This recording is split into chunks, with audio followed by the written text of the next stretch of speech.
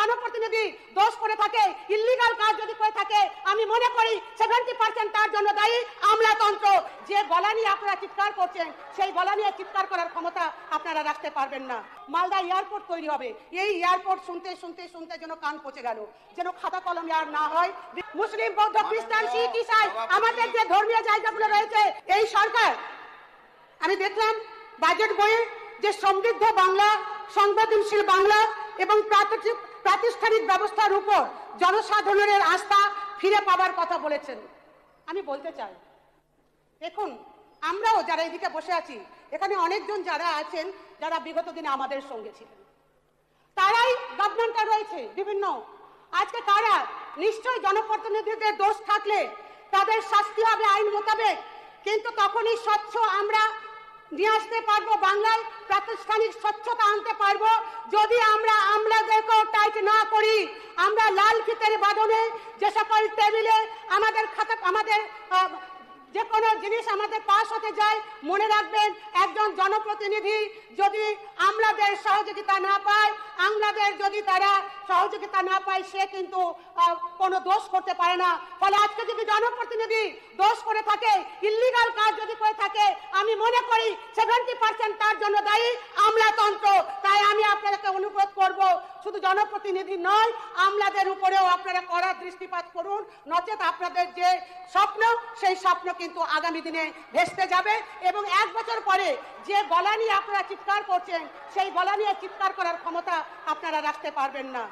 আমি এখানে একটি কথা আমাদের বলেছেন আমাদের অনারেবল এমএলএ, যে মেয়েদের জন্য এই সরকার বহু কর্মসূচি নিয়েছে, বহু প্রকল্প নিয়েছে, কোথাও কোথাও নাম চেঞ্জ করেছে, নাম চেঞ্জ করে দিয়ে সেখানে বাজেটে বরাদ্দ বৃদ্ধি পেয়েছে। একদিকে বাজেটে বরাদ্দ বৃদ্ধি পেয়েছে, অন্যদিকে মানুষের জনসংখ্যা কমিয়ে দেওয়া হয়েছে। ফলে একটা ইকুয়াল ব্যালেন্স, এটা হচ্ছে আই ওয়াশ বাজেট। মেয়েদের জন্য যেটা হয়েছে আই ওয়াজ বাজেট, অন্নপূর্ণা যোজনার যে বাজেট ধরা হয়েছে, এবং আমাদের সরকার যেটা করেছিল কন্যাশ্রী প্রকল্প, সেখানে আমরা দেখতে পেলাম যে বাজেট বরাদ্দ দেখবেন যে অনেক সংখ্যক কমিয়ে দেওয়া হয়েছে। একদিকে কমিয়ে দেওয়া হলো, অন্যদিকে আমাদের পরিমাণ, বাজেটের পরিমাণ বাড়িয়ে দেওয়া হলো।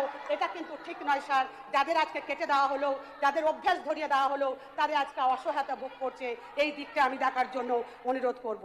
আমি এখানে অবশ্যই সরকারকে ধন্যবাদ জানাবো যে বিশেষ করে আমি মালদা থেকে এসেছি। মালদায় আমি একটু 2 মিনিট সময় বেশি নেবো স্যার। মালদা থেকে এসেছি, মালদায় একটা আমার বিধানসভায় মহিলা কলেজ হয়েছে, আমি ধন্যবাদ জানাতে চাই। এবং চাচল গাজলকে পৌরসভার স্বীকৃতি দিয়েছে, সেটার জন্য ধন্যবাদ জানাতে চাই।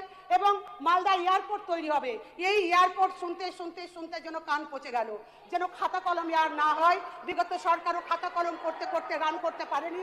আমি এই সরকারের কাছে আবেদন করব, প্রত্যেক বছর মালদায় এয়ারপোর্ট এটা যেন আর না শুনতে হয়। আলটিমেট যেন আপনারা এটা করেন, এই অনুরোধটুকু আমি রাখবো এবং আশা করছি ডাবল ইঞ্জিনের সরকার আপনারা এটা করবেন। আমি গঙ্গা ভাঙন নিয়ে আমি 2 মিনিট আমাদের এলওপির কাছ থেকে আমি 2 মিনিট সময় আপনাদের কাছ থেকে চেয়ে নিয়েছি, এলওপির কাছ থেকে নিয়ে আমি এলওপির সঙ্গে কথা হয়েছে আমার।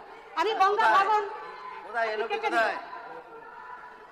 গঙ্গা ভাঙন নিয়ে বলতে চাই, এখানে 163 কিলোমিটার যেটা আমাদের গঙ্গা ভাঙন রোধ করার জন্য আমাদের বাজেটে ধরা হয়েছে, কিন্তু বাজেটে কোনো একটা টাকাও বরাদ্দ হয়নি। আমি অনুরোধ করব, মালদা মুর্শিদাবাদে একটা বিহার, ঝাড়খণ্ড এবং মালদাকে কেন্দ্র করে একটা কমিশন তৈরি করা হোক, যেই কমিশনের আন্ডারে আজকে এই গঙ্গা ভাঙনের রোধ করার জন্য কাজ চলবে এবং তার জন্য স্পেশাল বাজেটে বরাদ্দ রাখা হোক, সেটা আমি আপনার কাছে অনুরোধ করব। আজকে আমি অনেক সময় কম হয়ে গেছে, আমি 2-3টে জিনিস আর আপনাদের কাছে তুলে ধরার চেষ্টা করব।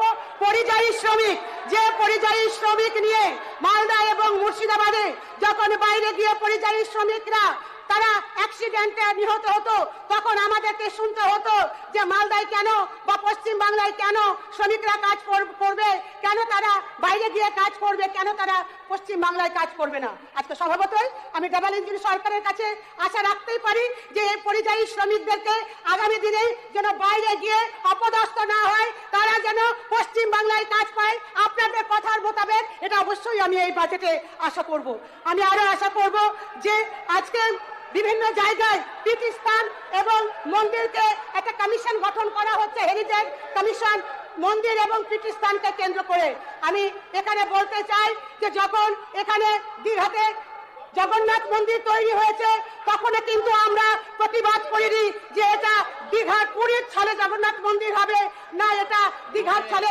আমরা প্রতিবাদ এক মিনিট স্যার, আমরা প্রতিবাদ করিনি স্যার, এক মিনিট, আমরা প্রতিবাদ করিনি। আমরা এখানে বলতে চাই যে হেরিটেজ হোক, আমাদের আপত্তি নেই বিভিন্ন পীঠস্থান এবং মন্দিরকে কেন্দ্র করে।